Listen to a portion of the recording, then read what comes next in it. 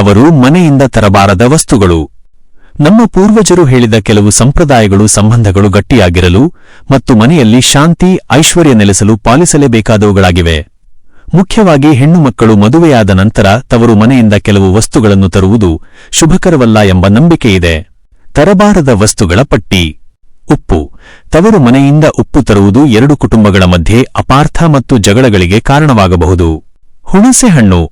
ಹುಣಸೆಹಣ್ಣು ತರುವುದರಿಂದ ಎರಡು ಕುಟುಂಬಗಳ ನಡುವಿನ ಸಂಬಂಧಗಳು ಕಹಿಯಾಗುತ್ತವೆ ಎಂದು ಹೇಳಲಾಗುತ್ತದೆ. ಕತ್ತರಿ, ಚಾಕು, ಸೂಜಿ ಇವು ಕೋಪ, ಮನಸ್ತಾಪ ಮತ್ತು ವಿಭಜನೆಯ ಸಂಕೇತಗಳಾಗಿವೆ. ಆದ್ದರಿಂದ ಇವುಗಳನ್ನು ತರುವುದು ಒಳ್ಳೆಯದಲ್ಲ. ಕಸಬರಗಿ ಮತ್ತು ಮೊರ ಇವು ಲಕ್ಷ್ಮೀದೇವಿಯ ಸಂಕೇತಗಳು. ಇವುಗಳನ್ನು ತರುವುದರಿಂದ ತವರು ಮನೆಯಲ್ಲಿ ದಾರಿದ್ರ್ಯ ಉಂಟಾಗಬಹುದು. ಬೆಂಕಿಪೊಟ್ಟಣ.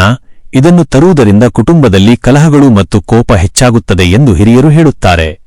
ಕಪ್ಪು ಬಟ್ಟೆಗಳು ಇವು ಅಶುಭದ ಸೂಚಕಗಳಾಗಿದ್ದು ಕುಟುಂಬದ ಶಾಂತಿಯನ್ನು ಕಡಿಮೆ ಮಾಡಬಹುದು. ಎಣ್ಣೆ. ತವರು ಮನೆಯಿಂದ ಎಣ್ಣೆಯನ್ನು ತಂದರೆ ಅತ್ತೆ ಮನೆಯಲ್ಲಿ ದುರಾದೃಷ್ಟ ಉಂಟಾಗಬಹುದು. ಹಾಲು ಮತ್ತು ಮೊಸರು ಇವು ಪವಿತ್ರವಾಗಿದ್ದರೂ ಸಹ ಇವುಗಳನ್ನು ತವರು ಮನೆಯಿಂದ ತರಬಾರದು.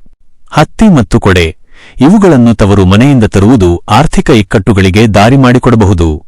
ಲಕ್ಷ್ಮೀ ಪ್ರತಿಮೆ. ತವರು ಮನೆಯಿಂದ ಲಕ್ಷ್ಮೀದೇವಿಯ ಚಿತ್ರ ಅಥವಾ ವಿಗ್ರಹಗಳನ್ನು ತರುವುದರಿಂದ ಆ ಮನೆಗೆ ದಾರಿದ್ರ್ಯ ಒಕ್ಕರಿಸಬಹುದು. ಬೀಸುವ ಕಲ್ಲು ಗ್ರೈಂಡಿಂಗ್ ಸ್ಟೋನ್ ಇದು ಭಾರವಾದ ವಸ್ತುವಾಗಿದ್ದು ಇದನ್ನು ತರುವುದರಿಂದ ಕುಟುಂಬದ ಮೇಲೆ ಹೊರೆ ಮತ್ತು ಸಮಸ್ಯೆಗಳು ಹೆಚ್ಚಾಗುತ್ತವೆ. ಮಣ್ಣಿನ ಮಡಕೆ ಮತ್ತು ಪಾತ್ರೆಗಳು ಇವುಗಳನ್ನು ತರುವುದರಿಂದ ಆರ್ಥಿಕ ನಷ್ಟಗಳು ಉಂಟಾಗಬಹುದು ಎಂದು ಹಿರಿಯರು ಎಚ್ಚರಿಸುತ್ತಾರೆ. ಶುಭಪ್ರದವಾದ ತರಬಹುದಾದ ವಸ್ತುಗಳು. ಕೆಲವು ವಸ್ತುಗಳನ್ನು ತರುವುದು ಎರಡು ಮನೆಗಳಿಗೂ ಮಂಗಳಕರ ಮತ್ತು ಐಶ್ವರ್ಯ ತರುತ್ತದೆ. ಹೊಸ ಸೀರೆ ಮತ್ತು ಚಿನ್ನದ ಆಭರಣಗಳು.